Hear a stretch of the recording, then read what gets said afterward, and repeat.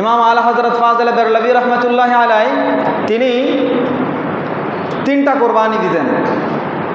একটা কোরবানি তিনি নিজের নামে, আরেকটা কোরবানি তিনার পিতার নামে, আরেকটা কোরবানি রসুল পাকের নামে। বলুন না সুবহানাল্লাহ।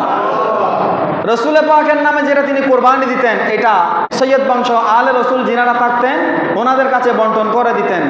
আর পিতার নামে যেটা কোরবানি দিতেন ওইটা গরিব ফকিরদেরকে বন্টন করে দিতেন। আর যেটা নিজের নামে দিতেন এটাকে আবার 3 ভাগে ভাগ করতেন। সুবহানাল্লাহ, বুঝেন নাই মনে হয়? নিজের নামে যেটা করছে এটা আবার 3 ভাগ করছেন।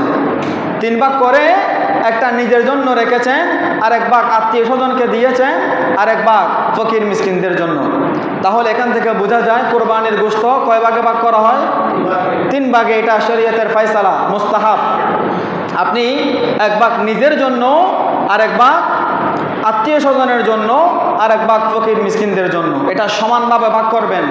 গত বছর প্রশ্ন আসছিল যে হুজুর আমরা হাতে 2টা বানিয়ে ভাগ করলাম, এটাতে কোনো সমস্যা আছে কিনা? সমস্যা আছে। আপনি ভাগ করছেন, এখানে 3 জনের ভাগ, 4 জনের ভাগ।